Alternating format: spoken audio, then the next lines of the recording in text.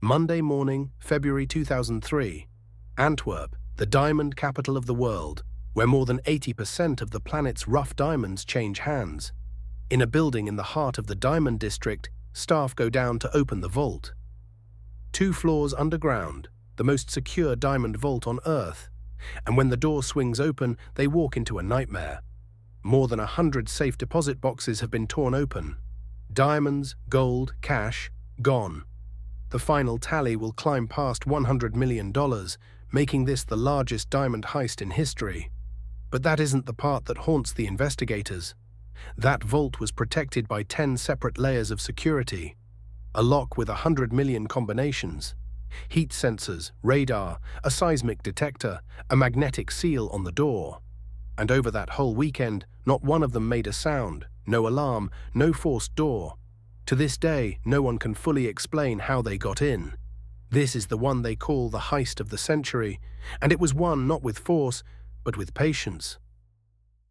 To understand how impossible this was, you have to understand the target. The Antwerp Diamond Center wasn't just a building. It was a fortress the entire industry trusted with its fortune. Dealers stored uncut stones there, worth more than most banks hold in cash. And the vault beneath it had a reputation. It could not be beaten. Start with the door. A combination lock with over 100 million possible sequences. You would not guess it in 1,000 lifetimes. Behind it, a wall of defenses stacked one on top of another. An infrared sensor that reads body heat, a motion detector, a seismic sensor listening for vibration, Doppler radar, a magnetic field sealing the door, wired to scream if it's ever broken, a light sensor, cameras, a private guard, and a heavy steel gate on top of it all, 10 layers. Any single one of them should have been enough. Together, they were supposed to be the definition of unbeatable, which is exactly the kind of thing a certain type of criminal takes as a personal invitation. Because the men who beat this vault didn't break through those 10 layers. They studied them for years from the inside. In 2000, a smooth, well-dressed Italian named Leonardo Notarbartolo leased an office inside the Antwerp Diamond Center. To everyone there, he was just another dealer, a gem importer from Turin. Always polite, always around. He rented the office. He rented a safe deposit box in the very vault he intended to rob. And he was handed a keycard to the building, like any other tenant. That was the whole trick. He didn't have to break in past the guards because the guards knew his face. He didn't have to beat the building's outer security because he was on the guest list. For more than 2 years, Notarbartolo simply belonged there, walking the corridors, nodding to staff, learning the rhythm of the place, when the vault was busy, when it was empty, when the guard looked and when he didn't. And investigators believe he did one more thing. Reportedly, he mounted a tiny homemade camera above the vault door, hidden behind a screwed-on panel, angled straight down at the dial and the keyhole. Every time the caretaker opened up, the camera watched. Over time, it's believed, it captured the one thing 100 million combinations were supposed to protect: the code itself and the shape of the key. The vault's greatest secret, recorded by a man they'd invited in. Notarbartolo was the inside man, but he didn't work alone. He came out of a loose brotherhood of Italian professional thieves that police would later call the School of Turin. Men who had been robbing the impossible for decades. For this job, the story goes, he assembled specialists, each known by a nickname. There was the man they called the Genius, an electronics and alarm expert, who police believe was named Elio Donorio. The Monster, a powerful lockpicker and mechanic, believed to be Ferdinando Finotto. Speedy, Notarbartolo's nervous, loyal friend, believed to be Pietro Tavano. And one man they never identified at all, known only as the King of Keys. Reportedly one of the finest key forgers alive. For months they tested the vault's nerves. The heat and motion sensor only triggered if it detected warmth and movement together. So they experimented with ways to blind it, at one point reportedly using nothing more exotic than a can of hairspray to fog it over. They built a shield to hide a human body's heat. They copied the key. And days before the robbery, they solved the cleverest lock of all. The magnetic seal on the vault door was 2 metal plates held together by a magnetic field. Open the door, break the field, and every alarm in the building goes off. So, according to investigators, earlier that week, while the system was down for the night, they quietly unscrewed the plates from the bottom and taped them in place. Then they built a custom aluminum bracket that could hold the magnetic field together even as the door swung open. The alarm would never know the door had moved. The weekend of February 15, 2003. The Diamond District empties out. Notarbartolo's key card gets them into the quiet building, and they go down, 2 floors, to the door everyone said could not be opened. And one by one, the 10 layers fall. The combination, stolen by the camera, turns the lock.